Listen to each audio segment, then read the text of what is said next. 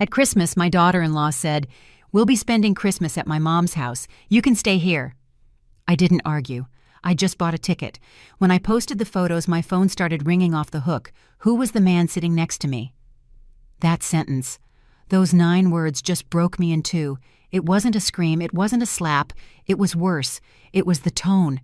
That tone you use when you're talking to someone who just doesn't matter anymore. Like I was a piece of old furniture in the way. You can stay here. You. Not Mom, not Eleanor. You. Like I was the doorman. Like I wasn't the one paying the electricity bill that lit the table where we ate. Like I wasn't the one buying the turkey that she didn't even know how to cook. It was December 15th, 10 days before Christmas. We were in my dining room, the same one where I celebrated Damien's first steps 36 years ago. The same one where we held the wake for my husband Robert when cancer took him 20 years ago. The ivory-colored walls still held the echoes of laughter that didn't exist anymore. Vanessa dropped those words while cutting a piece of chicken. She didn't even look up from her plate. Her straight hair fell perfectly on her shoulders. Her flawless manicure shined under the crystal chandelier I inherited from my mother. Everything about her screamed control-planned perfection. And my son, my Damien, was sitting right next to her, his eyes glued to the embroidered tablecloth. The same tablecloth I had stitched point by point for months when he was 5. I waited for him to say something, to lift his head, to defend me. Nothing. The silence in the room got thick like fog. I could hear the ticking of the wall clock Robert gave me on our 10th anniversary. Every second was a hammer blow against my chest. "Damien," my voice came out weaker than I wanted. He cleared his throat. He kept staring at his plate. "It's just Mom. Vanessa's family insisted, and we just want a quiet Christmas, as a family." Vanessa cut him off, looking at me now. Her brown eyes, which everyone called beautiful, pierced right through me. Cold, uncomplicated. "You understand, right? At your age, all this chaos isn't good for you." At my age, I'm 68, not 90. I worked as a respected accountant until just 3 years ago. I walk 3 miles 3 times a week. I do yoga on Sundays. But to her, I was already a disposable old woman. I got up from the table. My hands were shaking, but I wasn't going to cry. Not in front of her. I wouldn't give her the satisfaction. "Enjoy your meal," I said.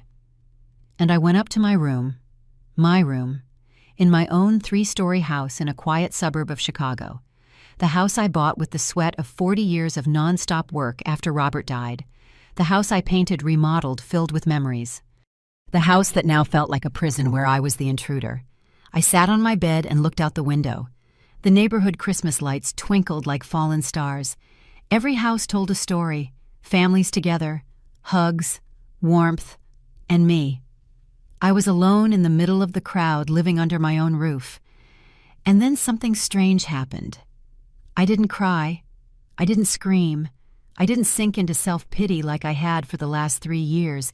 Every time Vanessa humiliated me with her cutting remarks, her looks of contempt, her way of erasing me from my own life. This time, something inside me just clicked. I opened my laptop. My fingers moved on their own. I searched for flights. I searched for hotels. I searched for an escape. And at 11 p.m. on December 15th, I bought a plane ticket to Santa Fe, New Mexico for $900. I didn't tell anyone. I didn't ask for permission. For the first time in 3 years, I made a decision just for me. But what I didn't know that night as I saved the confirmation email was that this decision wouldn't just change my Christmas. It would change my entire life. And when that photo went viral 9 days later, when my phone started ringing nonstop, when Damien screamed on the other end of the line demanding an explanation, nothing would ever be the same. Because the man sitting next to me in that picture, that man with the calm smile and eyes full of life, he would bring more than just company. He would bring the truth. If this story resonates with your heart, stay until the end. Subscribe to the Elderly Stories channel to keep hearing stories of women who decided not to stay silent. Because sometimes liberation begins with a plane ticket. I closed the laptop. I took a deep breath, and for the first time in a very long time, I smiled. The war was just beginning, but this time I would choose the battlefield. 3 years. 3 years living under my roof. And I had become invisible in my own home. How did I get here? At what point did I let my life become... This I go back to February 2021. Damien arrived with 2 suitcases and a look of defeat that broke my heart. Mom, we lost the apartment. He didn't need to explain. The pandemic had hit hard. His graphic design business collapsed. The clients disappeared. The debts piled up. And the bank doesn't forgive. It's just temporary. Vanessa said that first day walking into my house wearing Gucci sunglasses and dragging 4 Louis Vuitton suitcases. 6 months max while we get back on our feet. I opened the doors of my home. What else could I do? He was my son, my only son. The first 2 months were tolerable. Vanessa complained about everything. The mattress was too hard. The water took too long to get hot. The internet was slow, but she stayed in her space. Damien worked on his laptop from the dining room. I cooked for all 3 of them. We were a family trying to survive. But then something changed. The 3rd month, Vanessa came downstairs one morning with a decoration magazine in her hand. Eleanor, can we talk? I was no longer Mrs. Eleanor. I wasn't Mom, just Eleanor. Like we were roommates. This sideboard, she said, pointing to the solid mahogany piece my grandmother had brought up from New Orleans in 1952, the oldest piece in the family, the heart of my dining room. It just doesn't go with the modern vibe of the house. What do you think if we change it? I felt a pit in my stomach. Vanessa, that piece is over 70 years old. It's a family heirloom. She wrinkled her nose. But it looks so old, so dark. It makes the whole space feel heavy. It is old, I answered, trying to sound firm. That's why it's valuable. Oh, Eleanor, don't be so old-fashioned. She laughed like I'd said something silly. Sometimes you have to let go of the past to make room for the future, don't you think? Damien was in the kitchen making coffee. He heard everything. I looked at him. I waited for his support. Mom, it's just a piece of furniture, he said without turning around. It's just a piece of furniture. Those 6 words took the air out of my lungs. 3 weeks later, I came home from my yoga class, and the sideboard was gone. In its place was a minimalist white shelving unit from IKEA. Cold, soulless. Where is the sideboard? My words came out like a choked whisper. I sold it on Facebook Marketplace, Vanessa answered, snapping pictures of the new unit for her Instagram. I got $400 for it. Not bad for such an old piece of junk, right? I used it to help pay for groceries this month. You're welcome, by the way. $400. For a piece worth over $7,500. A piece of my history. A gift from my grandmother before she died. Sold like it was trash. I ran to my room. That time I cried. I cried like I hadn't cried since Robert's funeral, because it wasn't just the furniture, it was the message. You're not in charge here anymore. You don't get to decide. You don't matter. And Damien, my Damien, said nothing. He didn't defend me. He didn't confront his wife. He just said, "It's just furniture, Mom. Don't overreact." But it didn't end there. The hand-embroidered curtains my mother made, the ones with bougainvillea flowers and hummingbirds, they disappeared the following week. Too fussy, Vanessa declared, replacing them with gray roller blinds. The paintings from local art fairs I'd bought on my trips, they were moved to the utility room. They don't match the aesthetic, she explained while hanging soulless geometric prints. My German porcelain dinnerware, the set that took me 2 years of saving to buy, the set I only used on special occasions, suddenly became her everyday dishes. "Oh, Eleanor, if you don't use it, why have it?" she told me while pouring cereal into a $60 plate. And I stayed silent. Why? Because I was afraid. Afraid that Damien would get angry, afraid of being alone, afraid of being the difficult mother-in-law, the bitter old woman, the one who doesn't understand. So I swallowed my words, over and over and over, until I couldn't even recognize my own voice. One random Tuesday, I think it was October 2022, I came downstairs for breakfast and found the kitchen empty, silent. It had always been my ritual. I'd make fresh coffee toast, cut up some fruit. Damien would come down and we'd eat together while he told me about his projects. But that morning I heard laughter from the dining room. I peeked in. Damien and Vanessa were eating breakfast together. Scrambled eggs, orange juice. He was telling her something funny. She was laughing. They looked complete. Like they didn't need anything else. Like I was the extra piece. "Good morning," I said from the doorway. Damien barely looked up. "Oh, hey, Mom. We already ate. There's coffee left in the pot." And then he went right back to talking to Vanessa as if I wasn't even there. That's how I became a ghost in my own house. I cooked just for me. I ate alone in the kitchen while they had dinner in the dining room watching shows on the new TV Vanessa bought with my borrowed credit card. I watched TV alone in my room. I slept alone with the weight of the silence crushing my chest. And the bills, oh, the bills. Every month I paid.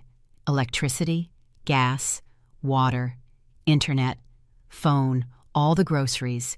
The meals out when Vanessa didn't feel like cooking. Her Pilates classes. The gas for Damien's car. The vet for the cat she adopted without asking me. $2 and $400 on average, every single month. $400 from my pension, from my savings, from the money I had scraped together my entire life to have a peaceful retirement. And when one day, just one day, I dared to suggest that maybe they could help out with something, Vanessa looked at me with those cold eyes and said, "Eleanor, we are going through an economic crisis. You have a pension. You have this house paid off. We have nothing. Are you really going to charge us after everything we've lost?" She made me feel guilty, petty, selfish for wanting help in my own house. And the worst part, the part that hurt the most, was watching my son turn into a stranger. The Damien I knew, my loving boy, the one who would hug me for no reason, the one who told me, "You're the best mom in the world." He had evaporated. Now he was a man who avoided my gaze, who left early and came home late, who, when I asked how he was, answered in monosyllables. "Fine. Tired. Busy." One night I found him alone in the kitchen. Vanessa had gone out with her friends. "Son," I said softly, "are you okay? I feel like we don't talk anymore." He sighed, a long, heavy sigh. "Mom, it's just, you don't understand the pressure I'm under. Vanessa is stressed the business isn't taking off, and you're just always there, watching, judging. Judging Damien, I would never—" "Yes, you do, Mom.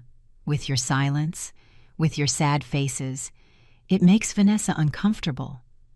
Vanessa feels uncomfortable. In my house, spending my money. After selling my memories, she feels uncomfortable." I didn't say anything else that night. I just went up to my room, closed the door, and sat in the dark. And there, in that dense silence that smelled like defeat, I realized something terrifying.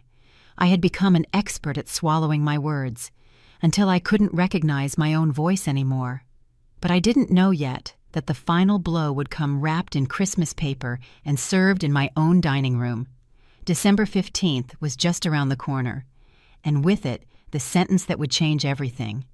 I became an expert at swallowing my words, until I couldn't recognize my own voice. Do you know what it feels like to become a whisper in your own life? I didn't either, until it happened to me. November 2023. 1 month before that Christmas that would break everything. Vanessa had decided to host a get-together. Just an intimate gathering with friends, she told me while I was washing the breakfast dishes. She was leaning against the kitchen counter scrolling on her phone with those perfect nude-colored nails.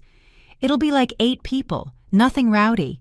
"Of course," I replied, because that's what I did. I always said yes. "Oh, and Eleanor." She used that syrupy tone I recognized as dangerous. "Would you mind just staying in your room this afternoon? We're going to use the living room and the dining room, and we just don't want you to feel uncomfortable with all the noise." My hands stopped under the soapy water. "Stay in my room." "Yeah, just so you can rest. The girls can be so loud." She laughed. A light little laugh as if she was doing me a favor. In my living room, in my dining room, in my house, and I was supposed to hide in my room like a grounded teenager. Vanessa, Thanks, Eleanor, I knew you'd understand.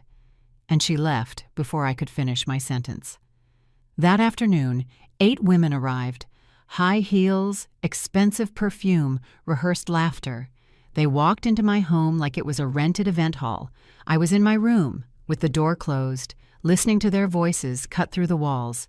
What a gorgeous house, Vanny. Vanny? That's what they called her, like she was the owner. Yes, we've done several renovations. I have a good eye for design. Vanessa's voice floated full of pride. We've done renovations. I have a good eye. Nothing about my mother-in-law's house. Nothing about, we were lucky she took us in. To her, to her friends, to the world, this was her house. And I was just the invisible tenant who paid the bills. I came downstairs 2 hours later when I heard them leaving. The living room was a disaster. Half-finished wine glasses on my marble coffee table, the one I bought on a trip 15 years ago.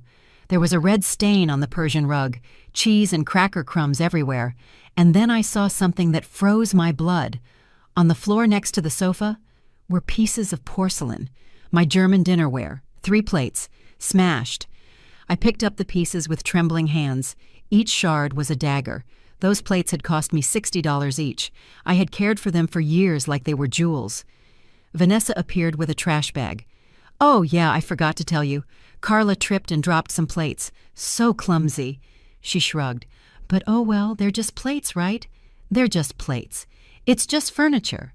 It's just decor. It's just... Vanessa that set was...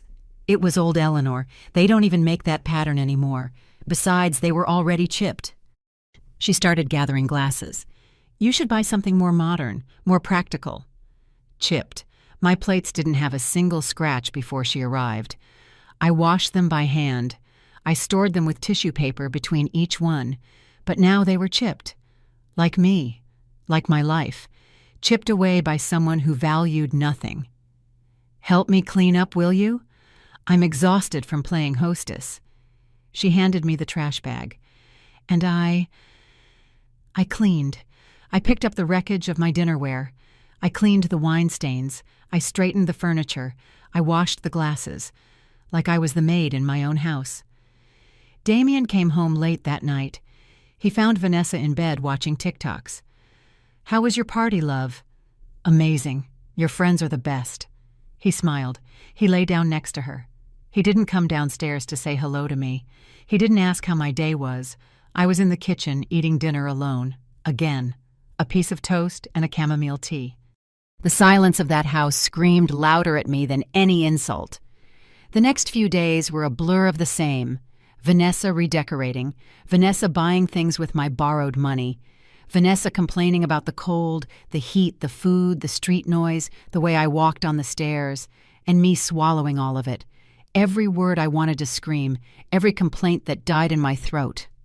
Until the episode with the statue. I had a statue of the Virgin Mary by the entrance. My mother brought it from the old cathedral when I was 10. It's not big. It's not fancy. But to me, it was everything. Every time I left the house, I would touch her robe and ask for protection. One day I came back from the market and the statue was gone. Where is the statue from the entryway? I asked Vanessa. She was in the dining room painting her nails. She didn't even look up. Oh, that. I put it in a box in the utility room. It was all dusty and kind of ugly. It cheapened the whole entryway. Ugly. My mother's statue was ugly. Something inside me cracked. A small, tiny fissure in a crystal. But it cracked.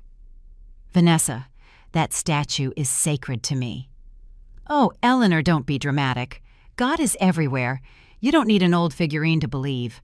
She blew on her nails. Besides, I already bought a decorative mirror for that space. It's going to look so much better. A mirror, in place of my statue. So Vanessa could see her own reflection every time she walked in. How appropriate. I went to the utility room. There she was, my statue, shoved in a cardboard box with old cables and shoes nobody wore. I took her out. I wiped the dust off with my sweater, and I took her up to my room, because that was the only space left where I could still have something of my own. The weeks passed like a runaway train.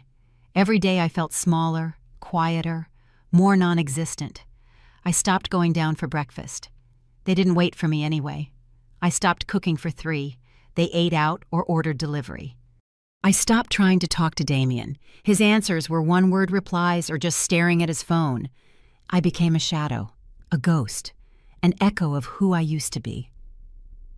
And then December arrived. The Christmas lights started appearing in the neighborhood, the carols in the stores, the smell of hot cider and fritters in the streets. I used to love Christmas. It was the time of year my house came alive. I decorated every corner.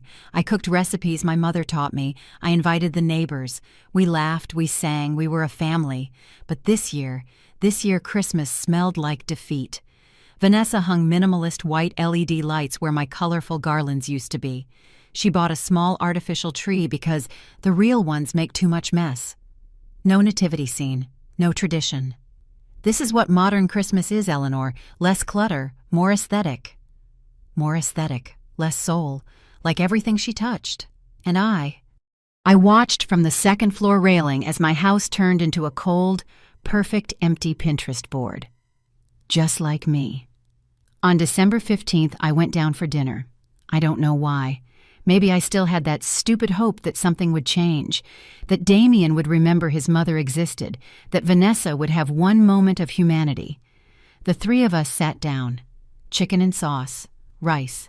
Vanessa talked about her plans, dinner at her mom's, the gift exchange, how excited she was. And then she said it. "We'll be spending Christmas at my mom's house. You can stay here." And my world just stopped. But in that moment, in that exact instant where the silence became unbearable, something else broke inside me. Something bigger. And this time it wasn't a fissure. It was a total collapse. That night I bought more than just a plane ticket. I bought my dignity back. I went up to my room after that cursed dinner. My legs were shaking. Not from fear, not from sadness, from rage. A cold rage that burned inside me like dry ice. I sat in front of my laptop. The screen lit up my face in the darkness. I could hear laughter downstairs. The TV was on. Damien and Vanessa enjoying their night as if nothing had happened, as if they hadn't just shattered me. I opened the browser. My fingers flew. Flights, Chicago, Santa Fe, December 24th. Options popped up. I analyzed prices times layovers. My brain was working with a strange clarity, like I had been waiting for this moment for years without knowing it. $900, round trip, leaving December 24th at 7 a.m., returning December 28th, 4 days away from this house, 4 days away from the humiliation, 4 days to just breathe. My finger paused over the purchase button. What if this was a mistake? What if this made things worse? What if Damien got angry? What if... No. Enough what-ifs. Enough living in fear of upsetting others while they trampled me without a second thought. Click. Purchase confirmed. My heart was pounding so hard I could feel the pulse in my temples. I took a deep breath. 1, 2, 3 times. Then I did something I'd never done before. I opened my online bank account. I wanted to see. I needed to see in cold, hard numbers what I already knew in my heart. Bank statements. January 2021 to December 2023. I started adding. Every electricity payment, every grocery bill, every dinner out, every loan that was never repaid, every one of Vanessa's whims charged to my card. My hands shook as I wrote in a notebook.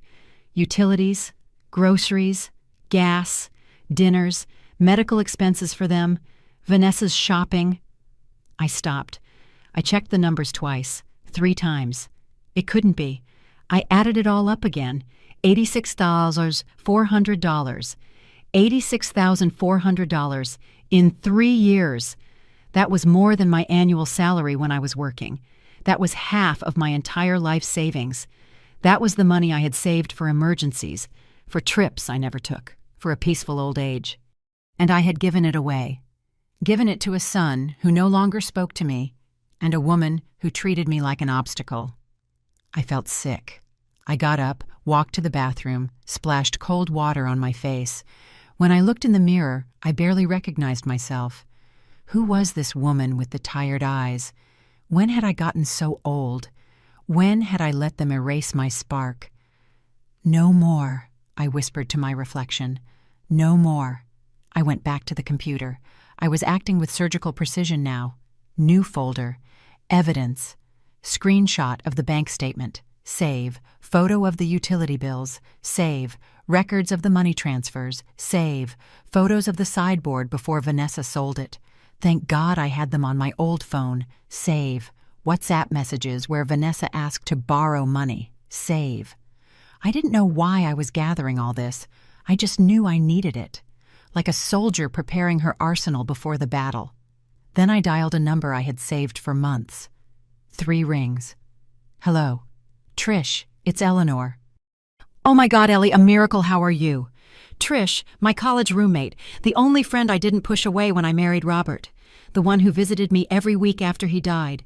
The one who always told me, Ellie, you are solid gold, don't you forget it. And I had forgotten. My voice broke. Trish, I need to get out of here. Silence on the other end. Then, what happened? And right there in the darkness of my room, I told her everything. The words poured out of me like a flooding river. 3 years of silence vomited up in 20 minutes. The sideboard, the plates, the statue, Christmas, Vanessa, my son, my house that wasn't mine anymore. Trish didn't interrupt. She just listened. And when I finished, when I had no words left, she said, Come to Santa Fe, spend Christmas with me. I already bought the ticket. You did? She laughed. A warm laugh that reminded me of who I was before I became a ghost. Oh, Ellie, I knew you were still in there. You just needed to wake up. I'm scared, Trish. Of what? That if I go, I'll lose Damien for good. Another pause. Then with that wisdom that only comes with age. Ellie, do you really have him now?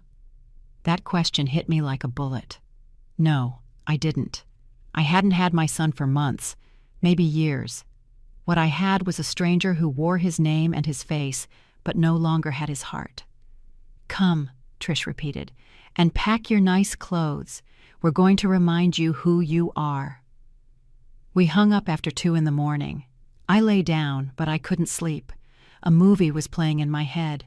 My life for the last 3 years. Every humiliation, every swallowed silence, every piece of myself I had given away hoping for. What love, gratitude, respect? None of it ever came. Just more humiliation, more silence, more absence. At 6 a.m. I got up. I went downstairs to the kitchen, made coffee. I took out a piece of paper and a pen. I wrote, I'll be away for Christmas. Have a good time. Short. Direct. No explanations, because I didn't owe them any more explanations. I left the note on the dining room table next to the coffee pot. Then I went upstairs and started to pack. I got the suitcase from the closet, the blue one Robert gave me for our 15th anniversary. So you can travel the world, my love, he had said. I'd never used it. Until now. I folded my clothes with care. Not the old clothes I wore around the house, not the worn-out sweatpants or the formless blouses. I pulled out the dresses from the back of the closet that I hadn't worn since before they arrived. The wine-colored one, the navy blue one, the floral one that Robert loved. They still fit, maybe a little snug, but they fit. I packed my good shoes, my Arpege perfume, which I only used for special occasions, the pearl necklace my mother gave me. I was packing myself, the Eleanor who existed before the silence. I closed the suitcase. It was 10 a.m. on December 16th, 8 days until Christmas. Damien and Vanessa were still asleep, as always. They woke up late on weekends. I carried my suitcase downstairs silently. I hid it in the utility room. For the next few days, I acted normal. I cooked, I cleaned, I said hello. But inside something had shifted. It didn't hurt anymore when Vanessa talked about her Christmas plans. I no longer waited for Damien to include me in his conversations, because I had plans too, and they weren't invited. On the night of December 23rd, Vanessa and Damien finished packing to go to her mother's house. "Do you need anything before we go, Eleanor?" Vanessa asked with that fake sweetness.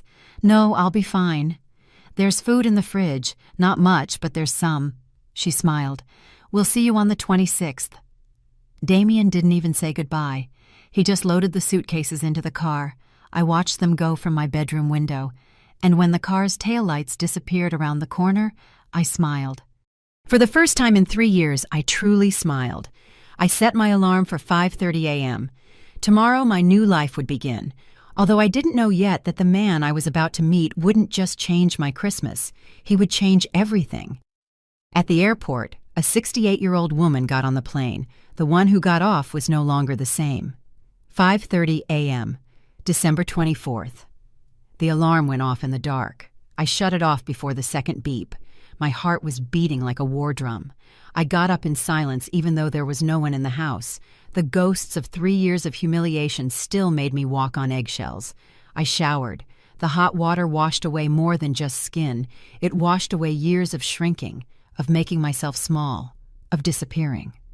I chose the terracotta-colored dress I had packed. I put it on in front of the mirror.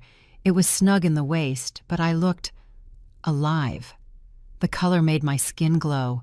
It brought out the brown in my eyes. When was the last time I got dressed for myself and not just to be invisible in my own home? I put on makeup, light, natural, a little blush, mascara, pale pink lipstick. The woman in the mirror looked back at me with something that looked like hope. 6:15 a.m. I went downstairs with my suitcase. The house was sunk in that silence I knew so well. But now it wasn't suffocating me. Now it was a promise of freedom. I ordered an Uber. It arrived at 6:40. Before I left, I looked at my house one last time. The furniture Vanessa had chosen, the walls that no longer told my story, the spaces where I no longer existed. I closed the door without looking back. The airport was a swarm of families, kids running in Santa hats, couples hugging, suitcases full of gifts.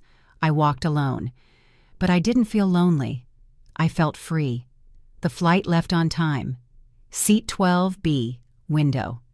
I watched Chicago get smaller and smaller under the clouds, the city where I was born, where I got married, where I was widowed, where I raised my son, where I lost my voice. I closed my eyes and breathed. The plane landed in Albuquerque at 9:30 a.m. From there, a shuttle bus to Santa Fe. Another hour and a half. I arrived at noon. Santa Fe welcomed me with its impossible blue sky, cobblestone streets, colonial houses painted yellow-orange and bright pink. The smell of cinnamon and coffee floated in the air. Guitar music drifted from a hidden cafe. It was like walking into another world. Trish was waiting for me at her front door, a small 2-story house with purple bougainvillea spilling from the terrace. When she saw me, she ran to me. "Ellie." We hugged. And right there in that hug, something inside me finally broke. I cried. I cried like I hadn't cried in 3 years. I cried for the sold sideboard, the broken plates, the hidden statue, the stolen Christmases, my lost voice. I cried it all out. Trish just held me. She didn't say, "Don't cry." She didn't say, "It will be okay." She just held me. And that was enough. Later, when I had no tears left, she took me inside. "Come on. I made up the room with the best view. And I have a plan for tonight." "A plan?" "It's Christmas Eve, Ellie.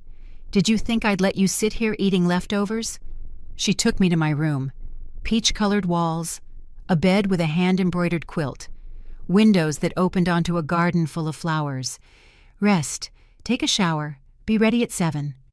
"Ready for what?" "Where are we going?" She smiled with that mischievous glint I'd known since we were 20. "It's a surprise." I took another shower. Not because I needed to, because I wanted to. Hot water, lavender soap. Time for myself with no rush, no guilt. no fear of someone knocking on the door demanding something. I put on the navy blue dress, the one Robert always said made me look elegant. Trish appeared with a box. "Here, I bought you this." I opened it. Inside was a cream-colored silk shawl with gold threads. "Trish." "No buts. You're wearing it. Tonight, you are going to shine."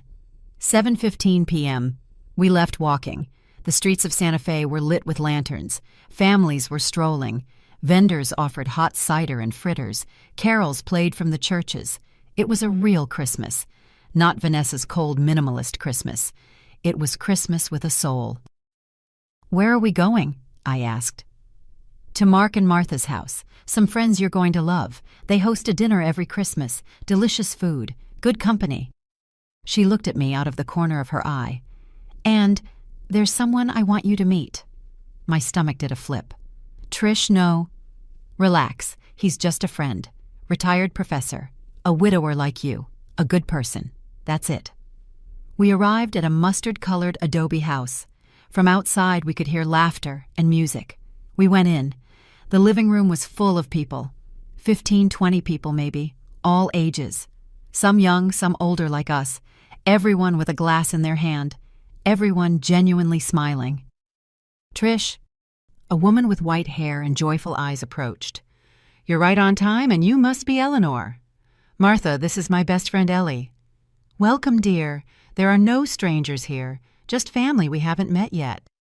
She introduced me to everyone, names I instantly forgot from nerves, but kind faces, warm hands, genuine hugs. And then I saw him. On the terrace, looking at the city lights, stood a man, tall with silver-gray hair combed back, black-rimmed glasses, a wine-colored sweater. His posture was relaxed but elegant. Trish nudged me gently. "Come on, I'll introduce you." We walked toward the terrace. He turned when he heard us, and when our eyes met. It wasn't love at first sight. I'm not 15. It was something deeper. It was recognition, as if my soul said, "Ah, here is someone who understands the language of pain and survival." "Harry, this is Eleanor. Ellie, this is Harry." "A pleasure to meet you." His voice was deep, soft, and confident. He held out his hand. I took it. His grip was firm but warm. "The pleasure is all mine," I replied. Trish vanished with an excuse about helping in the kitchen. We were left alone. "Trish told me you're visiting from Chicago." "Yes, I needed some air." He smiled, as if he understood more than what I'd said. "I came to Santa Fe looking for air, too, 5 years ago, after my wife passed." "I'm sorry. I'm sorry for your loss, too.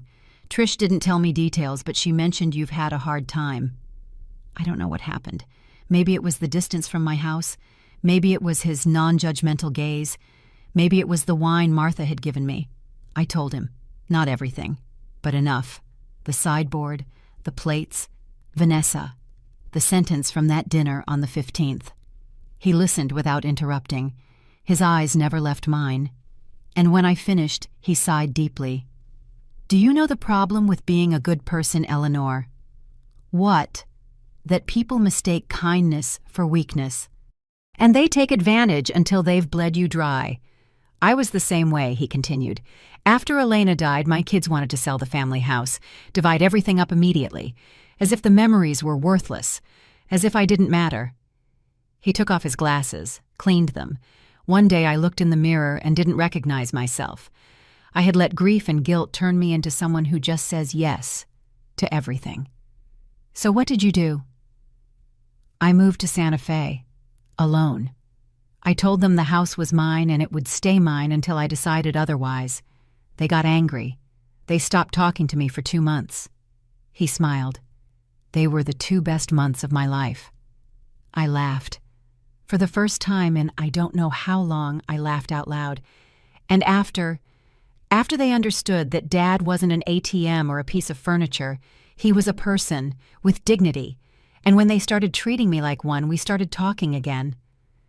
I don't know if Damien will ever understand that. Maybe he will, maybe he won't, but that's not your problem, Eleanor. Your problem is that you've forgotten that you have a right to be happy too. Those words cut right through me, a right to be happy. When did I stop believing I deserved that? The dinner was beautiful. Roast turkey, roast cod, creamed spinach, hot spiked cider, gingerbread even though it wasn't the season. Laughter, stories, toasts. Harry sat next to me. We talked about everything, about books. He had been a literature professor, about travel, about food, about life. There was no flirting, no propositions, just two people sharing a table and a conversation. But when our hands brushed passing the bread, I felt something I hadn't felt in years. Hope. At 11 p.m., Martha took out her camera. Group photo. Everyone to the terrace. We all gathered. Trish pulled me toward the front. Harry ended up next to me. Say, Merry Christmas. Flash. One more. Now just the people sitting. I sat in one of the chairs on the terrace. Harry sat next to me. Behind us, the lights of Santa Fe glittered. Trish took the picture with my cell phone. Perfect, she said, looking at the screen. I didn't think anything of it at the time. I didn't know that photo, that simple photo of two people smiling under the Christmas sky, was about to change absolutely everything. We walked back to Trish's house just after midnight. We walked slowly on the cobblestone streets. So, what did you think of Harry? He's nice. Just nice. She smiled. Trish, I'm 68 years old. I'm not looking for romance. You're not looking for it, but maybe it found you. I laughed, but deep down, my heart was beating with something I thought was dead. Excitement. Before bed, I checked my cell phone for the first time all day. 0 calls from Damien, 0 texts. I wasn't surprised. It didn't hurt. It just confirmed what I already knew. But tomorrow everything was going to change, because Trish had already posted that photo to my Facebook, and my phone was about to explode. One single picture, 847 likes, and my phone started ringing off the hook. December 25th, 11:37 a.m. I woke up to the sun pouring through the window, warm golden light, the kind of light I hadn't seen in years because at my house I always kept the curtains closed so I wouldn't damage Vanessa's new furniture. I stretched in bed. No rushing, no guilt, no knot in my stomach wondering what humiliation was waiting for me today. I smelled fresh coffee. I went downstairs in my pajamas. Something I never did at my house. I always had to be dressed presentable, just in case Vanessa saw me looking sloppy and commented on the importance of self-care at any age. Trish was in the kitchen making chilaquiles. Good morning, sleeping beauty. Good morning. I slept like I haven't slept in years. That's what happens when you sleep without ghosts in your head. She poured me a coffee. How are you feeling? Good. Really good, actually. I posted the pictures from dinner on Facebook last night. Did you see them? I haven't checked my phone. Oh, Ellie, you need to get with the times. People react fast. Look. She pulled out her phone. She showed me my Facebook profile. And there it was, the photo from last night. Harry and me sitting on the terrace. Him in his wine-colored sweater smiling calmly. Me in my navy blue dress and the gold shawl. The lights of Santa Fe in the background like a Christmas card. But it wasn't the photo that got my attention. It was the caption Trish had written. The happiest Christmas in years. Thank you, Harry, for the wonderful company. My stomach twisted. Harry, Trish, why did you write that? Because it's true. You were happy last night, and he had a lot to do with it. She winked at me. Besides, what's wrong with it? It's just a photo. Just a photo. It had 847 likes, 156 comments. I started to read. Mrs. Eleanor, you look so lovely. Merry Christmas. Carmela, my neighbor. My goodness, how elegant. And that man, a new boyfriend. Lupita from the corner store. Aunt Ellie, you look gorgeous. You were keeping him a secret. Ha ha. Sophia, my niece. And more and more and more. Most of them were nice messages. Congratulations. People surprised to see me smiling like that. But then I saw one that chilled my blood. Eleanor, where are you? Damien asked if we knew anything. Call him. Beatrice, my godmother. I checked the time on the comment. 9:15 a.m., 2 hours ago. I grabbed my phone. I'd left it on silent since last night. When I unlocked the screen, I almost dropped it. 23 missed calls from Damien, 17 WhatsApp messages, 5 from Vanessa, 3 voicemails. My heart was pounding in my ears. I opened WhatsApp. Damien's messages started out calm. 7:42 a.m. Mom, where are you? You're not at home. 8:03 a.m. Mom, please answer. We're worried.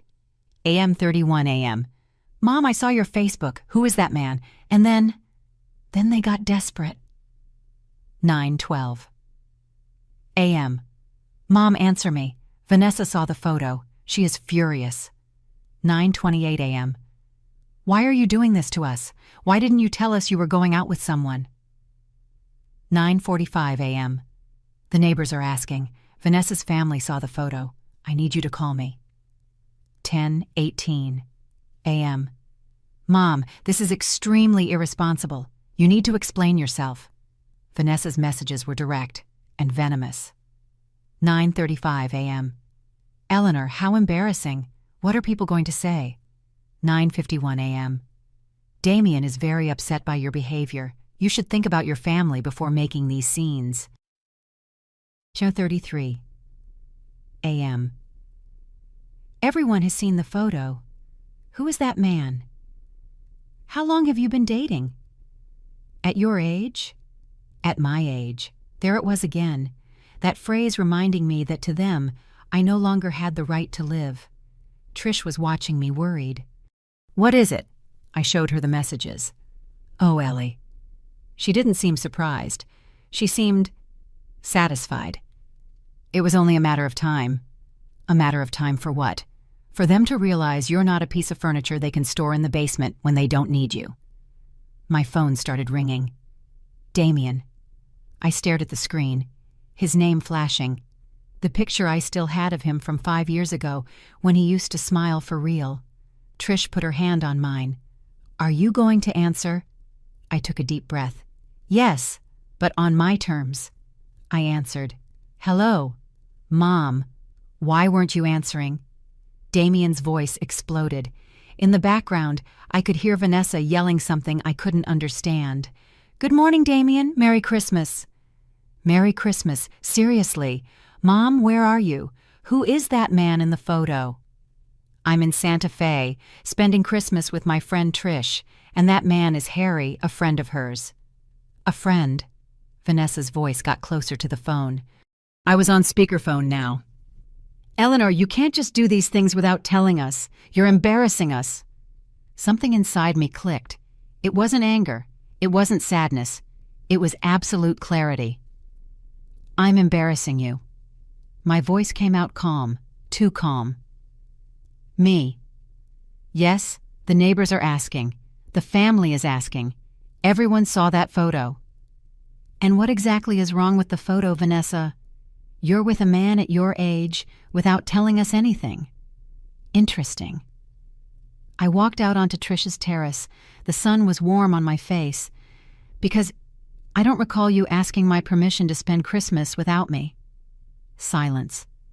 Mom, that's different, Damien started. Different why? Because you two have the right to make plans, and I don't. Because we're a couple. Vanessa exploded. And you're... What?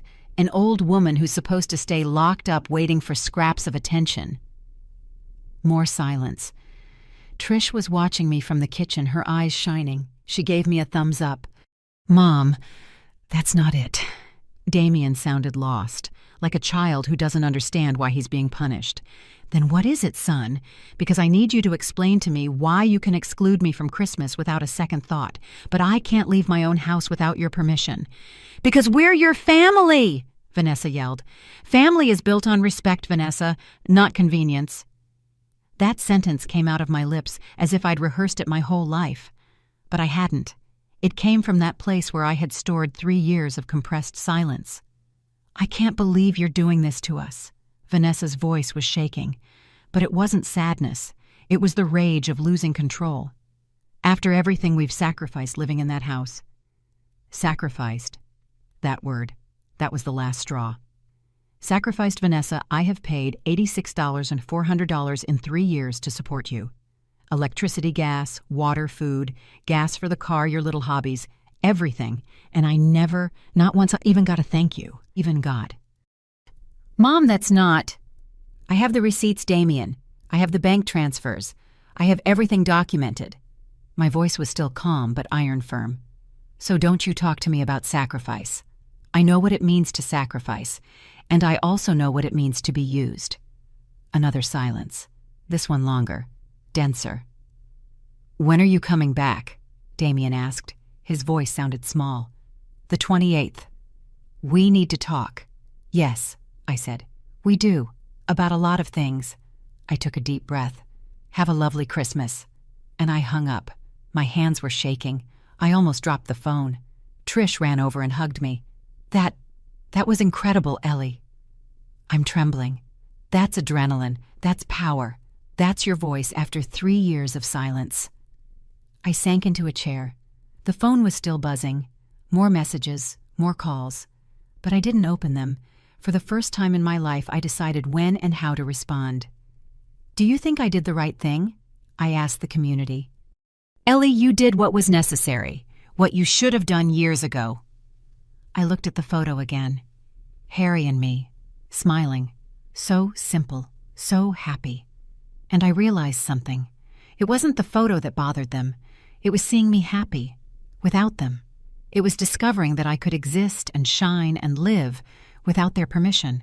That's what they couldn't stand. My phone rang again. This time it wasn't Damien. It was an unknown number. Hello? Eleanor. A man's voice, formal, professional.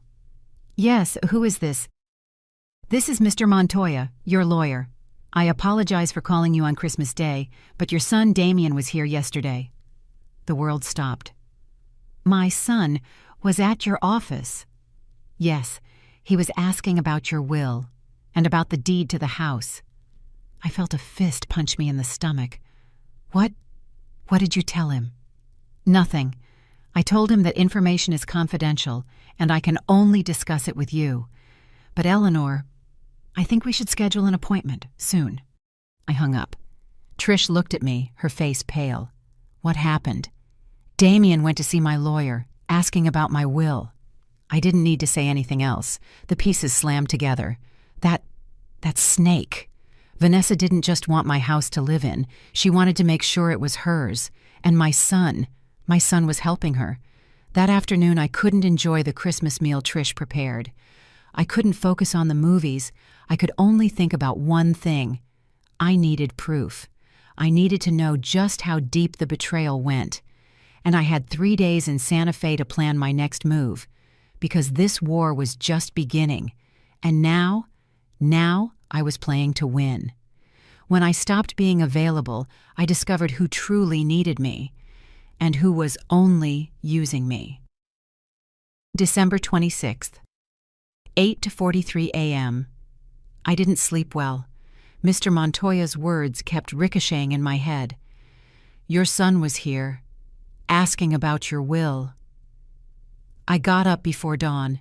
I made coffee in Trish's kitchen without making a sound. I sat on the terrace with an old notebook I found in a drawer, and I started to write. Everything I remembered, everything I had, everything I needed. February 2021. Damien and Vanessa move in. Temporarily. April 2021. Vanessa sells the antique sideboard without permission. $400. June 2021. My mother's embroidered curtains disappear. August 2021. First loan on my credit card. $750 for Vanessa's clothes. The list grew and grew. 3 years of petty theft, petty humiliations, the small deaths of my dignity. And at the bottom of the list, I wrote December 2023. Damien asks about my will behind my back. Trish appeared with 2 mugs of hot chocolate. What time did you get up? 5. She sat next to me.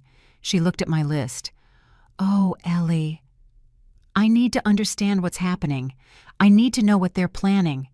What are you going to do? I don't know yet, but I can't go back to that house without a plan.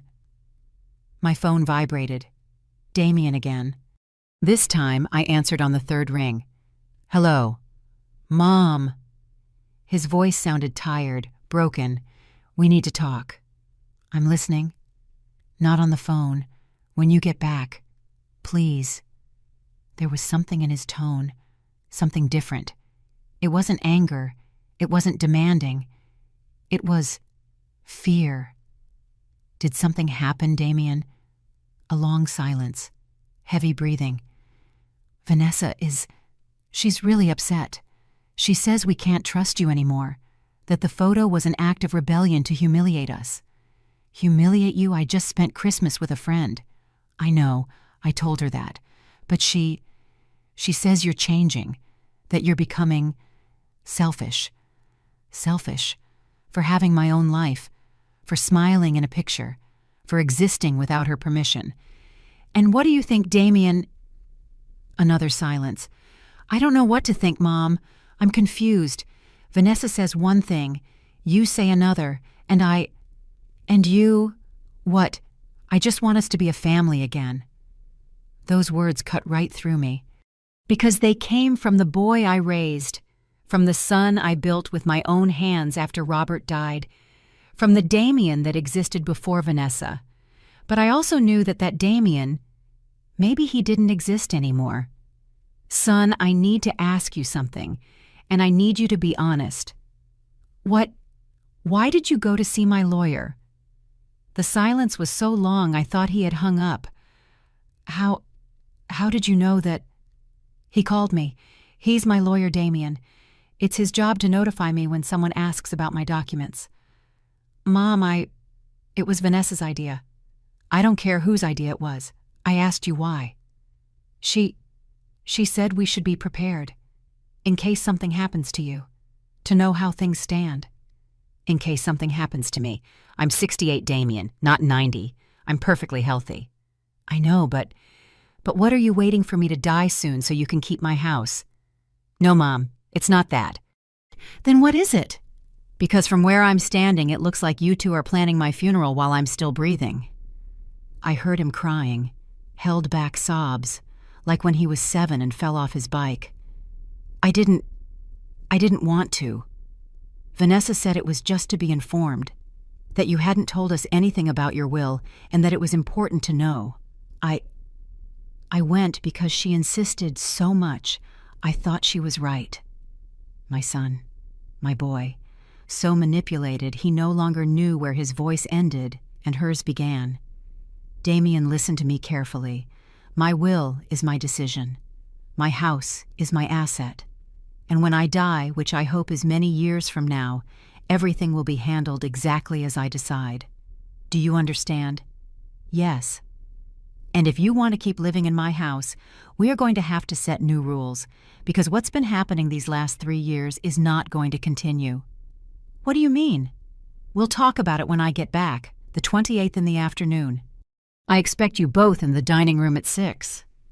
Mom, I love you, son, but I am not going to let myself be disrespected in my own home, not by you, not by anyone. I hung up. My hands were shaking, but not from fear, from determination. Trish hugged me from behind. I'm so proud of you. I'm scared, Trish. Fear means you care, but you're not going to let fear paralyze you, right? No, not anymore. That afternoon, we went for a walk through Santa Fe. I needed to clear my head. We went into an art gallery, then a bookstore that smelled like old paper and coffee. We bought crafts at the market, a pair of silver earrings, a sky blue shawl, and in every place I smiled, not forced smiles, not smiles to be polite, real smiles, because for the first time in years, I was living for me. At sunset, we sat in the main square. The pink and gold parish church towered against the dying sun. You know what the saddest part is, Trish? What? That it took me 3 years to realize that I deserve respect, too. It's never too late, Ellie. My phone buzzed. A WhatsApp message. It wasn't Damien. It was Harry. Hello, Eleanor. Trish gave me your number. I hope I'm not intruding. I just wanted to know how you are. I heard you had a difficult day. If you need to talk, I'm here. No pressure. Just as a friend. Harry. I read the message 3 times. No one, absolutely no one, had asked me how I was in years. I replied, "Hi, Harry. Thanks for asking. It's been an intense day, but a necessary one. I'd like to talk. Do you have time tomorrow?" The reply came in seconds. "All the time in the world. How about the cafe on Trish's corner at 11? Perfect. I'll see you there." Trish was watching me with that conspiratorial smile. "What?" "Nothing. It's just, 3 days ago you got here broken, and now you're making plans with a man who actually treats you like a person." "It's just coffee, Trish." "Sure, just coffee," she laughed. "With the man in the photo that drove your daughter-in-law crazy."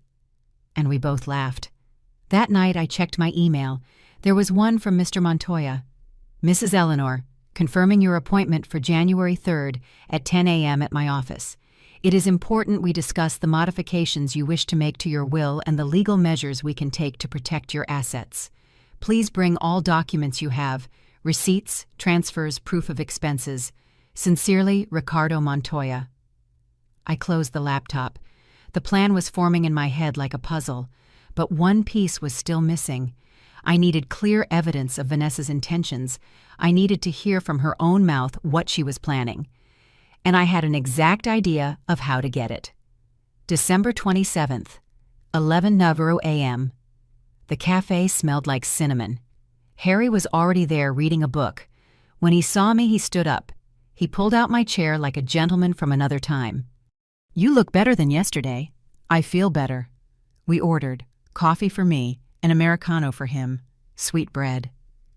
"Trish told me a little," he said carefully. "If you want to talk about it, I'm here.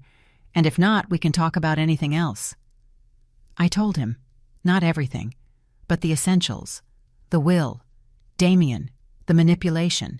He listened without interrupting, without judging, without giving unsolicited advice.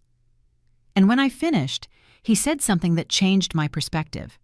"Do you know the problem with manipulators? What? They only work when you let them. The day you set boundaries, all their power disappears." "But he's my son Harry. I can't just—" "I'm not telling you to abandon him. I'm telling you to love him from a place of self-respect. Loving doesn't mean letting yourself be destroyed." Those words were tattooed onto my brain. Love from a place of self-respect. "How did you do it with your kids?" I told them the truth. I told them I loved them, but that I wasn't going to live the rest of my life being their bank and their jester. That if they wanted a relationship with me, it would be on terms of mutual respect. And did it work? With 2 out of 3, yes. My middle son, it's still difficult, but I don't carry the guilt anymore. I did my part. The rest is his decision. We left the cafe 2 hours later. We walked without a destination. We talked about everything and nothing. Books, music, trips we'd taken, and trips we wanted to take. And when he dropped me off at Trish's house, he took my hand. "Eleanor, you're going to get through this. Stronger, more, you." "How do you know?" "Because you already started. The hardest part isn't reaching the finish line. It's starting to walk." That night I packed my things. Tomorrow I was returning to Chicago, to my house, to the confrontation, but this time I was returning with something I didn't have when I left. I was returning with my voice, and I was ready to use it, even if it meant losing everything I thought I had left, because I had learned something in these 4 days. It is better to be alone with dignity than accompanied in humiliation, and my son, my Damien, would have to choose. Whose side was he on? There are secrets you keep for protection, and secrets you reveal for justice. December 28th, 3:47 p.m. The plane landed in Chicago under a gray sky, as if even the weather knew I was returning to war. Trish hugged me at the airport before I took my cab. "Remember, you're not alone. If you need anything, anything at all, you call me." "I know. Thank you, Trish, for everything." "Don't thank me. This is just the beginning. I want you to tell me how it all goes." "I'll call you tomorrow, after the meeting with the lawyer." The taxi moved down the highway. Every mile was a step closer to my house, the house that didn't feel like home anymore. My phone vibrated. Damien. Mom, what time do you land? I'm about an hour out. Do you still want to talk today? Yes, at 6, in the dining room. Okay, we'll be here. He hung up fast, too fast.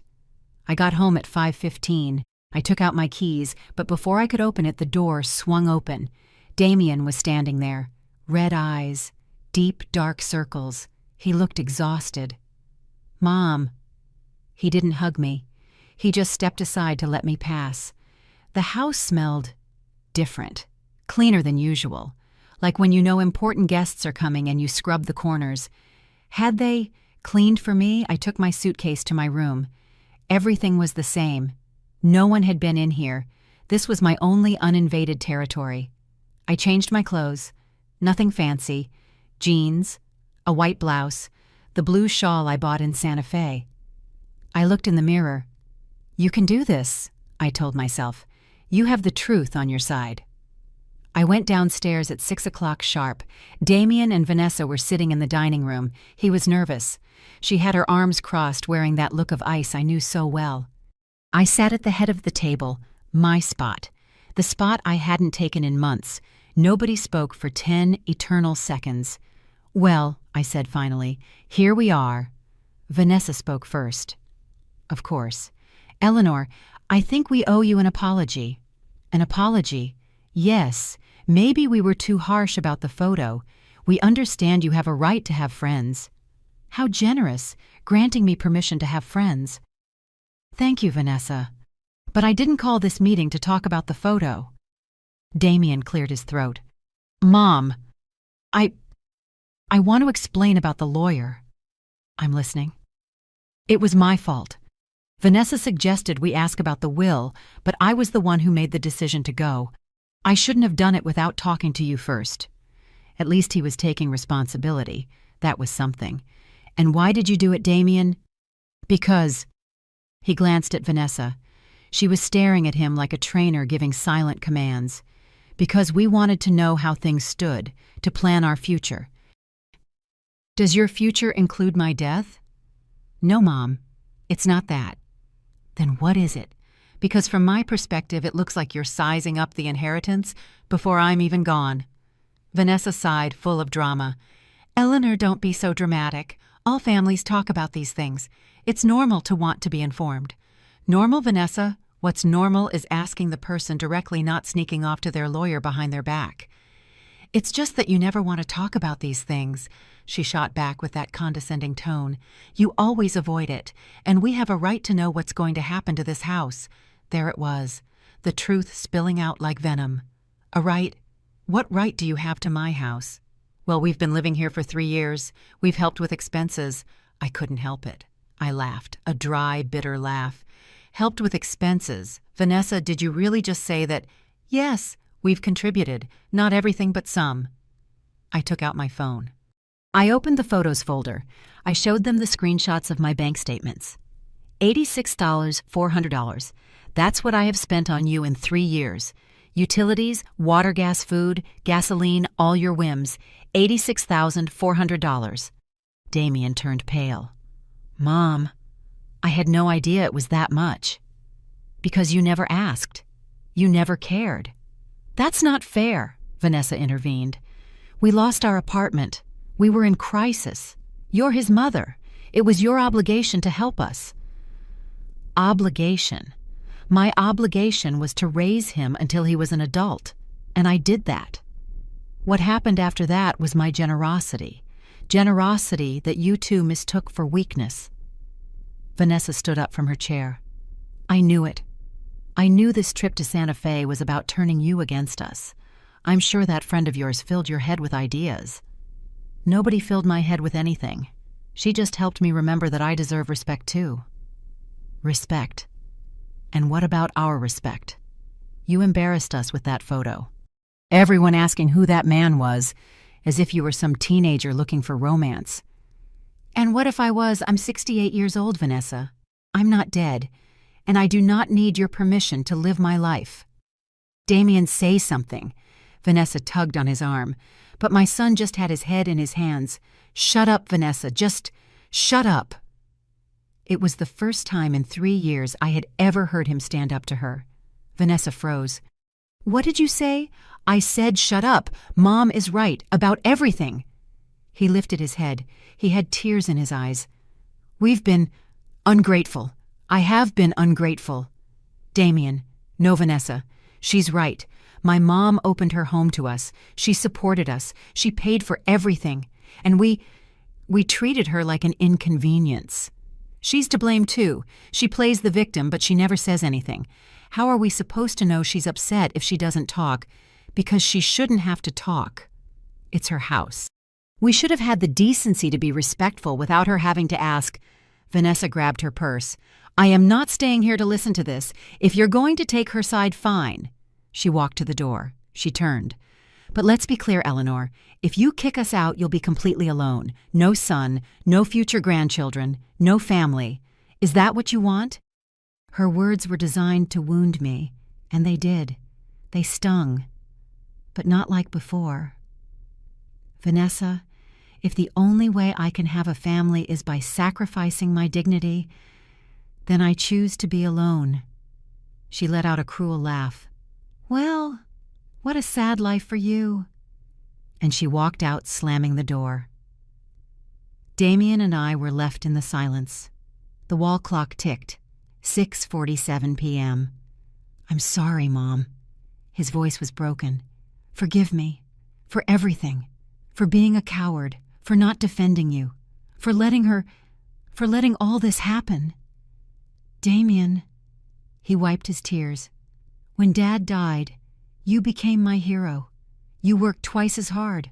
You gave me everything. You never complained. And I grew up thinking that was normal. That moms were indestructible. That they'd always be there no matter how you treated them. And when I met Vanessa, I fell in love. And little by little, I let her decide for me. It was easier to go along with her than to confront her. And you never said anything, so I just assumed it was okay. And the will..." He lowered his head. "It was her idea. She said we should make sure the house was in my name, that you might make a change and leave us out, that we needed to protect ourselves." "Protect yourselves? From me? From your own mother?" "I know. It sounds horrible. But she has a way of making everything sound reasonable, like I'm the fool for not thinking of these things." I stood up. I walked over to him. I put my hand on his shoulder. "Damien, I love you. I will always love you, but I cannot keep living like this. I know. I have an appointment with Mr. Montoya tomorrow. I'm changing my will." He went pale. Are you cutting me out?" "No, but I am setting conditions, and I am making sure that you two cannot sell it or kick me out of here. That's fair. And if you continue to live here, you will pay rent, $1,500 a month. That's also fair. And Vanessa will have to apologize, for real, and respect my spaces, my things, and my life." I don't know if she'll agree to that." "Then she will have to leave, and you will have to decide if you go with her, or if you stay." His eyes filled with panic. "Mom, you don't have to decide right now, but understand this. I am not going to be invisible in my own house anymore. It's over." He nodded, crying silently. I hugged him, like when he was little, like when he had nightmares and I was his refuge. "I love you, son. But right now, I have to love me too. I understand. And I am so, so sorry." That night I slept in my own bed feeling something strange. Peace, fear, yes, fear. Uncertainty too, but mostly peace, because I was no longer carrying the weight of silence. And tomorrow the real change would begin. Sometimes to discover the truth you have to pretend to be weak. December 29th, 7:23 a.m. I woke up just as the sun was peeking out. I had slept better than I had in months, despite everything. Or maybe because of it. I went downstairs to make coffee. The house was silent. Damien had probably been up all night. Vanessa hadn't come back, or so I thought. When I walked into the kitchen, she was there, sitting at the counter, phone in hand, perfectly made up at 7 in the morning as if nothing had happened. "Good morning, Eleanor." Her tone was sweet. Too sweet. Like poisoned honey. "Good morning." "Sleep well." "Yes." I made my coffee in silence. I could feel her eyes drilling into my back. "Eleanor, I think things got out of hand last night." I didn't answer. I just kept stirring my coffee. "We all said things we didn't mean. The heat of the moment, you know." I turned around. I looked her straight in the eye.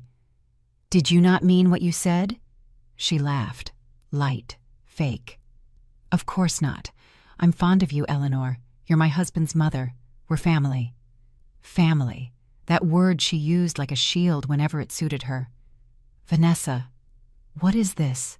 What are you referring to? This performance. What do you want?" Her smile trembled. Just for a second. But I saw it. "I just want us to have peace. For us to go back to being the family we were. The family where I paid for everything and you two did whatever you wanted." Her gaze hardened, but she quickly softened it again. "Look, I know the money bothers you. That's fine. Damien and I talked. We can start contributing. How much? What? How much can you contribute?" "Well, I don't know. $250 a month." $250. Not the $1,500 I was going to ask for rent, and not the $2,400 average I spent on them. "I see. It's just... Damien's business is barely recovering, Eleanor. We can't give more, but it's something right. It's a gesture of goodwill. A gesture. After $86, $400. And in exchange for this gesture, in exchange," she feigned surprise. "Nothing. Just, well, since we'll be contributing, it would only be fair if we had some say in the house decisions. Don't you think?" There it was. The hook hidden under the bait. What kind of decisions? Oh, you know, normal things. If we're going to remodel something, if we're going to make changes, you know, to feel more a part of this. Vanessa, you already made changes. You sold my furniture. You changed my decor. You threw away things that were important to me. Oh, Eleanor, that was so long ago. You have to get over it, don't you?" Get over it. As if my memories were trash I should just forget. In that moment, something clicked in my head. This conversation needed to be recorded. "Let me think about your proposal," I said. "I need time." "Of course. Take all the time you need." She stood up. "Oh, and Eleanor, about the will." My heart sped up, but I kept my face neutral. "What about it?" "I understand you want to make changes. That's your right.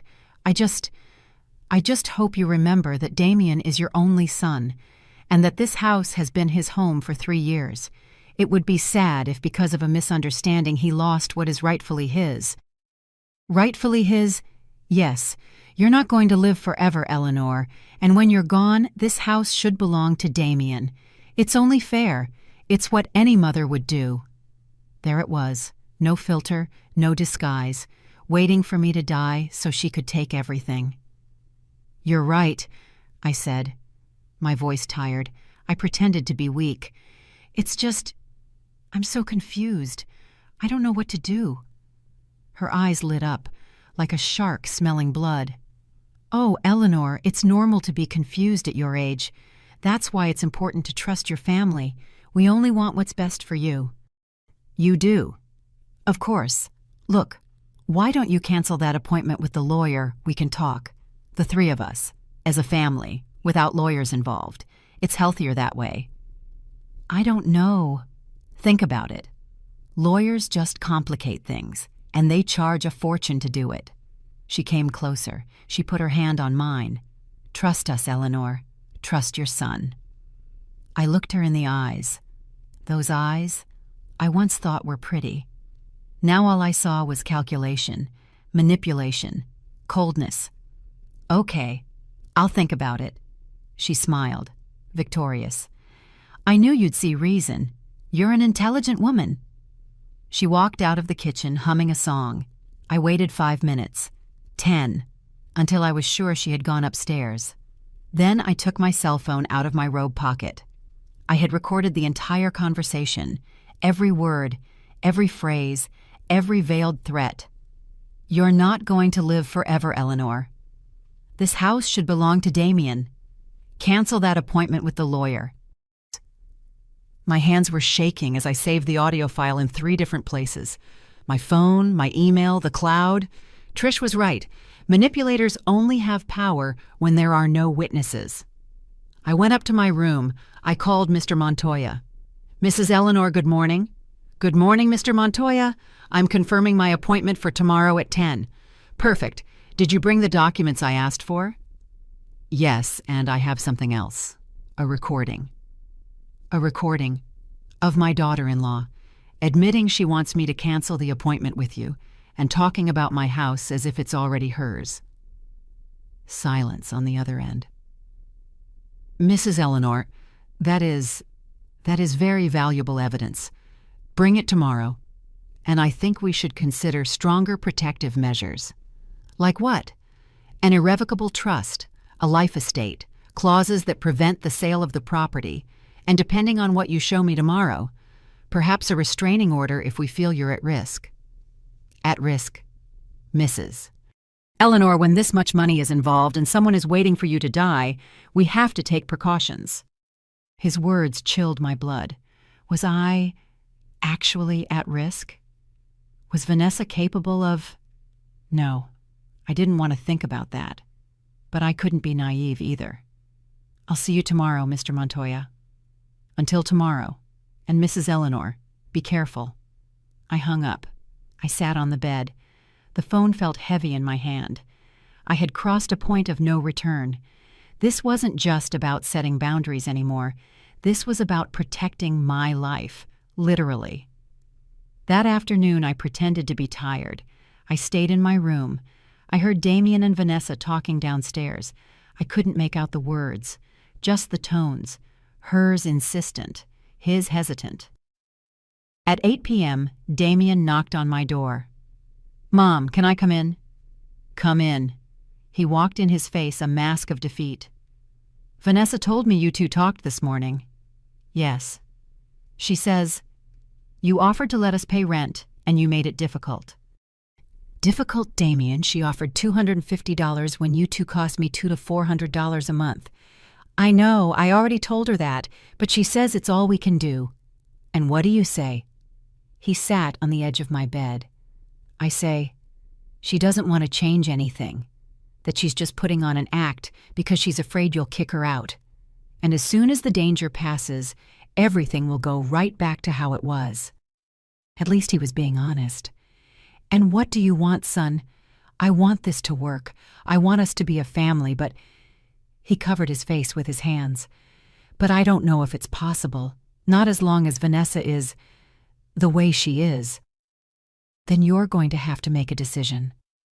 "I know." He looked at me, his eyes red.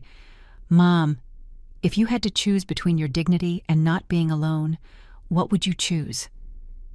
That question hit me in the chest, because it was the exact question I had asked myself for 3 years, and now I had the answer. I would choose my dignity. Because loneliness is temporary, but losing your soul is forever.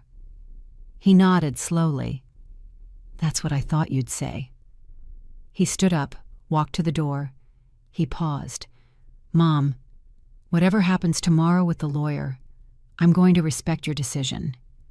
Even if it means losing the house, even if it means losing everything, because I already lost something more important. I lost you, and I want to get you back." He closed the door gently, and I sat there on my bed crying.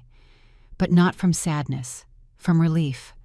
My son was still in there, under the layers of manipulation and fear. He was still there.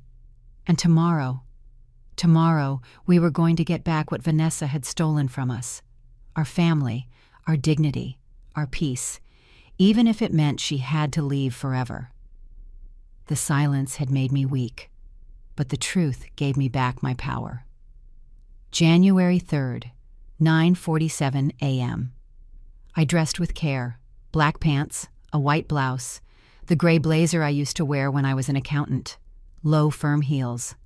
I pulled my hair back, no frills, no distractions. I put on just enough makeup to look awake, alive, in control. The woman in the mirror was not the same one who had fled on December 24th. This woman knew who she was, and she knew what she was worth. I went downstairs at 9:15. Damien was in the living room. Ready? Ready. Mom, do you really want me to go? Yes, you're my son. This involves you. And Vanessa, she's coming too. He went pale. Are you sure? Completely. Vanessa appeared on the stairs, a tight beige dress, high heels, perfect makeup, like she was going to a business meeting, which I supposed for her it was. Good morning, Eleanor. Ready for our little family chat? Her tone was light, almost mocking. She had no idea what was coming. Ready? We left in my car. I drove. Damien sat in the passenger seat. Vanessa sat in the back. The silence was as thick as concrete. Mr. Montoya's office was in a downtown high-rise. Old building but elegant. 3rd floor. We walked into the waiting room. Hardwood floors. Bookshelves filled with legal codes. The smell of coffee and old paper. The secretary smiled at us. Mrs. Eleanor, the lawyer is waiting for you. Please go in. We entered his office. Mr. Montoya was in his late 60s, white hair, impeccable suit, an intelligent gaze behind rimless glasses. He stood up. Mrs. Eleanor, a pleasure to see you. He shook my hand. Then he looked at Damien. You must be Damien. And finally at Vanessa. And you are? Vanessa, Damien's wife. She held out her hand with a dazzling smile. He shook it with professional courtesy, but I noticed how his eyes hardened. Just slightly. He already knew who she was. Please sit down. We settled in. Me in the center, Damien to my right, Vanessa to my left. The lawyer opened a thick folder full of documents. Well, Mrs. Eleanor, I'm glad you all came. This will make things easier. What things? Vanessa asked. The sweetness was gone. Her voice was sharp. I'll be direct, the lawyer said. Mrs. Eleanor came to me a few days ago because she is concerned about her assets. And after reviewing the situation, I am concerned too. Concerned about what? Damien sounded genuinely confused. Mr. Montoya took out a document. This is Mrs. Eleanor's current will, made 8 years ago after her husband's passing. In it, she states that all her assets passed to her only son Damien upon her death. Damien nodded. He knew that. The problem is this will has no protections, which means upon Mrs. Eleanor's death, you, Damien, would be the absolute owner, and if you are married under community property laws, the house would also be mine, Vanessa finished. The lawyer looked straight at her. Exactly. And what's the problem? We're married. It's normal to share assets. The problem, I interjected, is that this house is my asset. I bought it with my work. And I don't want anyone to be able to sell it or do whatever they want with it when I'm gone. But Mom, Damien looked hurt. I would never sell this house. It's our family home. You wouldn't, but she would. Vanessa went rigid. Excuse me. I took out my phone. I placed it on the desk. Mr. Montoya here is the recording I told you about. His eyes lit up. May I? I gave him my phone. He connected the audio to a speaker, and then Vanessa's voice filled the office. You're not going to live forever, Eleanor. And when you're gone, this house should belong to Damien. It's only fair. Cancel that appointment with the lawyer. Lawyers just complicate things. Trust us, Eleanor. Trust your son. The audio ended.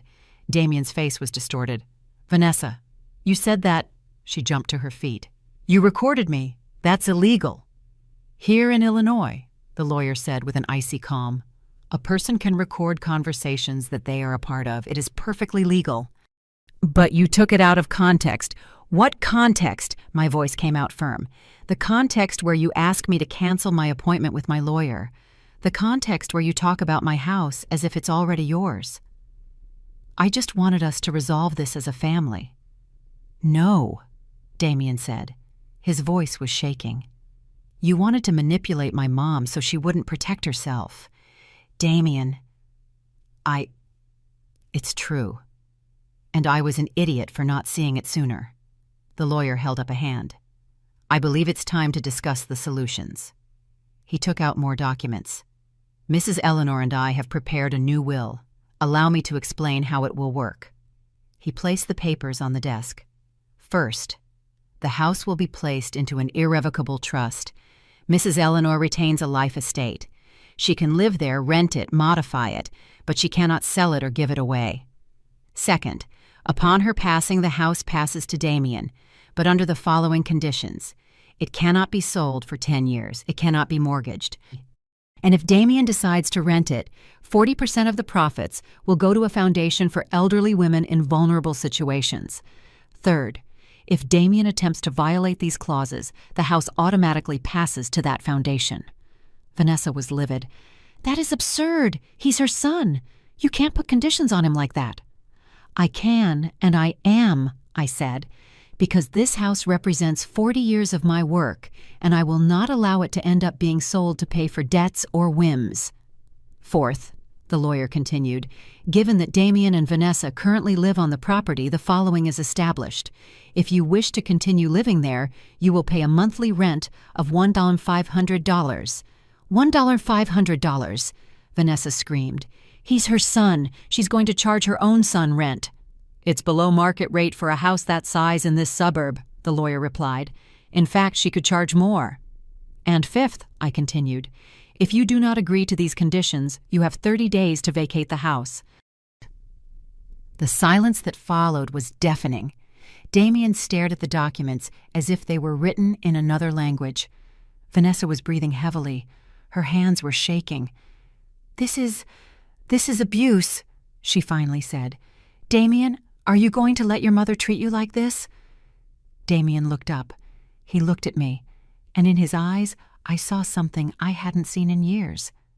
Clarity. Mom is right. What? She's right. We've taken advantage of her. I have taken advantage of her. And if these conditions are what she needs to feel secure in her own home, I accept them. "Damien, you're crazy. $1,500 a month. We can't pay that." "Then we'll find another place." Vanessa looked at him like she didn't recognize him. "Are you serious?" "Completely. You're going to choose your mother over me. I'm going to choose to do the right thing for the first time in 3 years." She grabbed her purse, stood up. "Fine. Perfect. I hope you two enjoy your little house and your little rules." She looked at me with pure hatred. "You won, Eleanor. Congratulations. You get to keep your house and your son, but you'll be alone, because no one is going to want to be near a bitter old woman who chooses control over family." "Vanessa," the lawyer said, "I suggest you leave before you say something you might legally regret." "Legally? Are you threatening me?" "Defamation is a crime. I am simply advising you." She let out a hysterical laugh. "This is unbelievable. It's 3 against 1. "No one is against you," Damien said. "We are just setting boundaries that we should have set years ago." "Boundaries, Damien, if you stay here? If you accept this, I'm leaving." We all looked at her.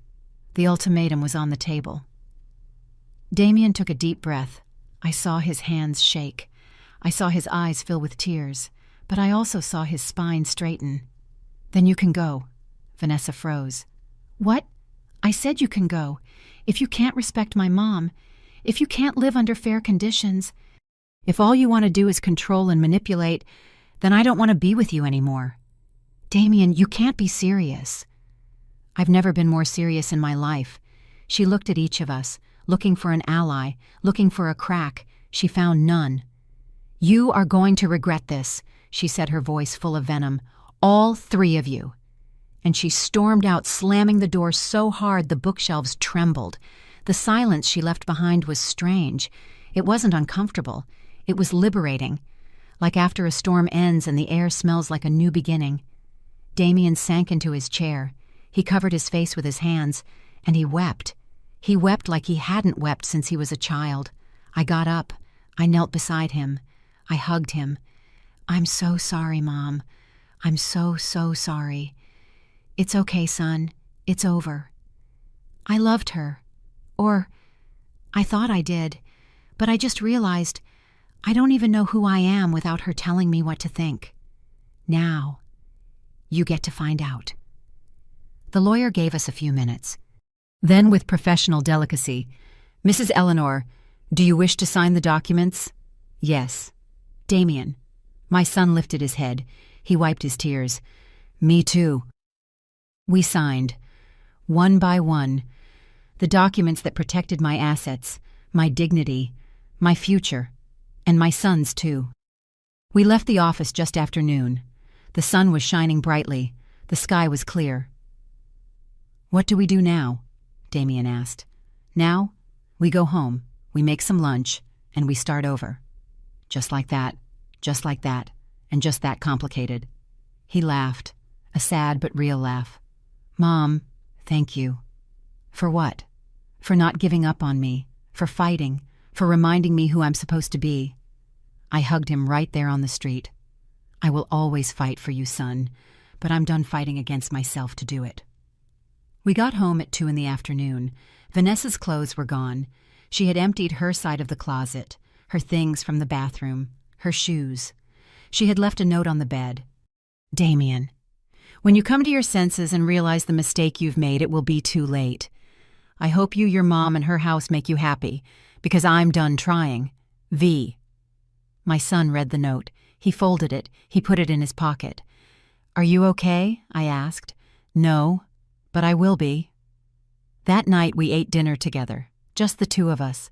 I made tortilla soup, the kind he loved when he was little. Sweet bread, hot coffee. We ate in the dining room. We talked about everything and nothing, about Robert, about how much we missed him, about how he would have handled this, about our mistakes, about what we learned, about the future, and for the first time in 3 years, my house felt like home again. But the story wasn't over, because Vanessa was right about one thing. There would be consequences, and some of them would change everything in ways I never imagined. I learned that it is never too late to choose yourself. February 15th, 2 months later. I woke up to the smell of coffee drifting up from the kitchen. I smiled before I even opened my eyes. Damien had started getting up early, making breakfast, seeking me out to talk before his workday started. Small gestures, but they meant everything. I came downstairs in my robe. He was at the stove making scrambled eggs. "Good morning, Mom." "Good morning, son." He poured me a coffee without me asking, with a splash of milk, just how I like it. "I have 3 meetings with potential clients today," he said, putting the plates on the table. "If this goes well, I could have the business back on its feet by June." "I'm so happy to hear that. And, Mom, I have something to tell you."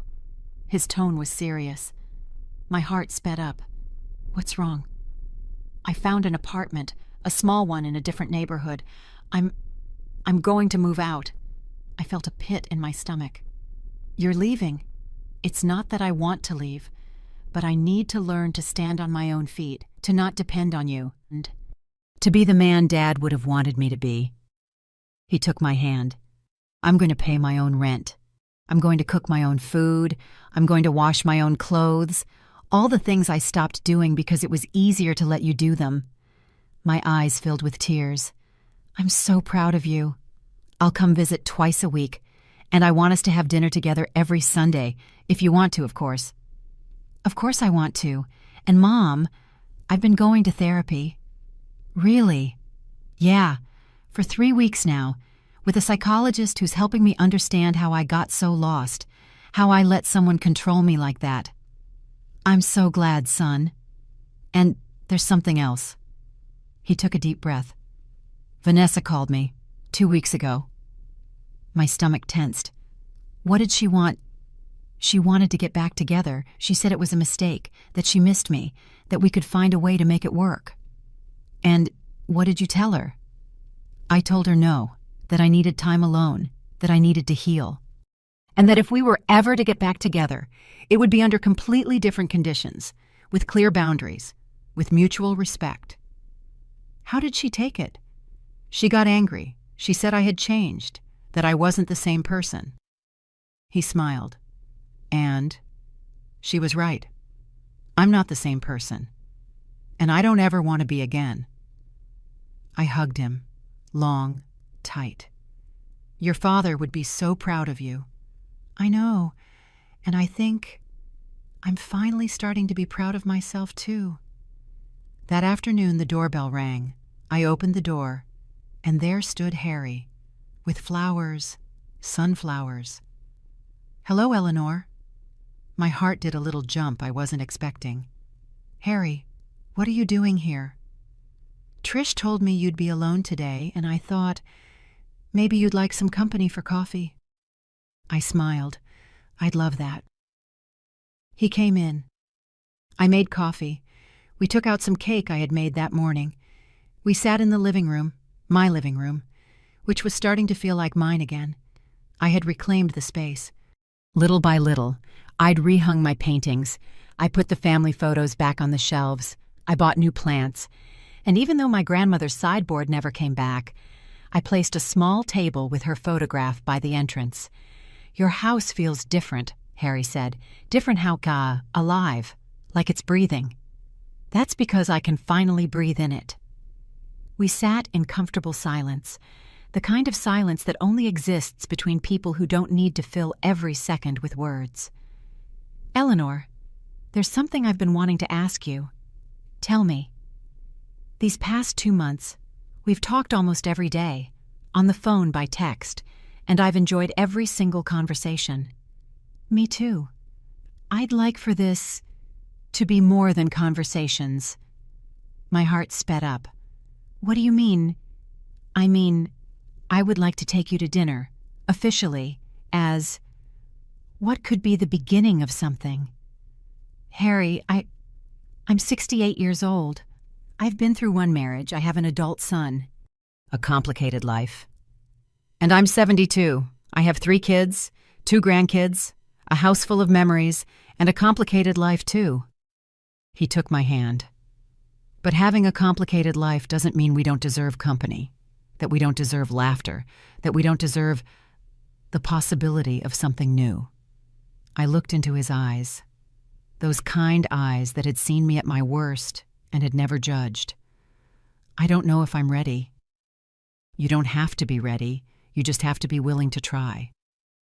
I thought about Robert, about what he would have wanted for me, and I knew with absolute certainty that he would have wanted me to be happy. Okay, I accept. His smile lit up the whole room. Saturday. March came with rain. Damien moved into his apartment. I cried the day he left, but they were tears of pride, not loss, because I knew that now he was ready to live his own life, to build his own path. He came for dinner on Sundays. Sometimes he brought dessert. Sometimes I cooked his favorite meals. We talked, we laughed, we healed, and slowly we recovered what Vanessa had broken. Harry and I started dating regularly, to the movies, to museums, walks in the park, to small restaurants where the food was more important than the picture for Instagram. It wasn't fireworks or teenage drama. It was something better. It was companionship, understanding, respect. It was 2 people who had lived long enough to know that real love isn't perfect. It's patient. It's kind. It's choosing every day to be there. One afternoon in April, I was in the garden watering my plants when my cell phone rang. Unknown number. Hello, Mrs. Eleanor Aguirre. Yes, this is she. This is Northwestern Hospital. Your name is listed as the emergency contact for a Mrs. Vanessa Ruiz. My blood ran cold. What happened? Mrs. Ruiz was in a car accident. It's not serious, but she needs someone to come get her. Her husband Damien isn't answering. Oh, we're not... I stopped. Vanessa was alone, hurt, and no one was coming for her. I could hang up, say it wasn't my problem. It would be fair. It would be understandable. But it wouldn't be who I wanted to be. I'm on my way. I got to the hospital 40 minutes later. I found her in the emergency room, arm in a cast, scrapes on her face, sitting alone in a plastic chair. When she saw me, her eyes went wide. Eleanor. Hello, Vanessa. What are you doing here? They called me. I'm your emergency contact. You shouldn't have come. I know. We looked at each other. Two women who had been enemies, who had hurt each other, who had lost so much in the war. How are you? I asked. Fine. Nothing serious. Just a broken bone and a broken ego. She gave a small, joyless laugh. You don't have to stay. I already called a friend. Are you sure? Yes. I turned to leave. Eleanor. I stopped. Yes. I'm sorry. For everything. For how I treated you, for what I did. For what... Her voice broke. You were right about everything. I just wanted security, and I turned into someone horrible trying to get it. I didn't answer right away. I let her words hang in the air between us. We all make mistakes, Vanessa. The difference is whether we learn from them. Did you learn? I learned not to stay silent. I learned that self-love isn't selfish. I learned that it's okay to set boundaries. She nodded slowly. Damien is better off without me. Damien is better off being himself, with or without you. That's the difference. Do you think he'll ever be able to forgive me? I don't know. But you should start by forgiving yourself, and then work on being someone who deserves forgiveness. Her friend arrived 15 minutes later. I said goodbye. As I was walking out, Vanessa called my name one last time. Eleanor, yes. Thank you for coming, even though I didn't deserve it. Everyone deserves compassion, at least once. I walked out of the hospital feeling something strange. It wasn't joy at her pain. It was peace. Peace knowing that I chose to be a better person than the pain that was inflicted on me. December came again. 1 year since that Christmas that changed everything. This time the house was full. Damien and his new girlfriend Sarah. A kind architect who looked at him with genuine respect. Trish, who had come up from Santa Fe. Harry, of course. Two of my neighbors who had always supported me. And me. In my house, my space, my reclaimed home. I made the turkey, creamed spinach, hot spiked cider, gingerbread because I liked it even if it wasn't the season. We laughed, we sang carols, we exchanged small, meaningful gifts, and when we raised our glasses for a toast, I looked around the table. These were the people I chose to have in my life, and the ones who chose me. A toast, Harry proposed. Yes. Everyone answered. I stood up, glass in hand. I want to toast to second chances, to learning to say no, to finding your voice after years of silence, to sons who learn to grow up, to friends who hold your hand, and to loves that arrive when you least expect them. Everyone raised their glasses, and to remembering, I continued, that it is never, ever too late to choose yourself. Cheers! The glasses clinked, the music played, laughter filled my house, and right there, surrounded by light and love and reclaimed dignity, I understood something deep. The real treasure was never the house. It was getting my soul back. That night, after everyone had left, I sat on my bed. I took out a photo. The photo from that Christmas in Santa Fe. Harry and me, smiling. The photo that changed everything. And I smiled, because that woman in the picture, that woman who dared to buy a plane ticket, who dared to set boundaries, who dared to take her life back, that woman was me. And I was never going to forget her again. Final reflection. If you are listening to this story and you feel invisible in your own home, let me tell you something I learned along the way. You matter. Your dignity is not negotiable. Your voice deserves to be heard, and it is never... Listen to me. Never too late to take your life back. I was 68 years old when I decided I'd had enough. How old are you? It doesn't matter. What matters is this. Today can be your day one, the day you buy the ticket, the day you set the boundary, the day you say, no more. Because true wealth isn't what you own. It's what you refuse to let anyone take from you, your peace, your dignity, your right to be happy. Don't give it away, ever again. If this story touched your heart, I want to know where you're listening from. Write your city or country in the comments. I would love to know that these stories are reaching every corner of the world where women and men need to remember their value. Give this a like if this story made you feel something. Share it with someone who needs to hear it, and subscribe to keep hearing stories of people who refused to stay silent, because we all deserve a second chance, and we all deserve to be happy. Until the next story, take good care, and remember, your voice matters.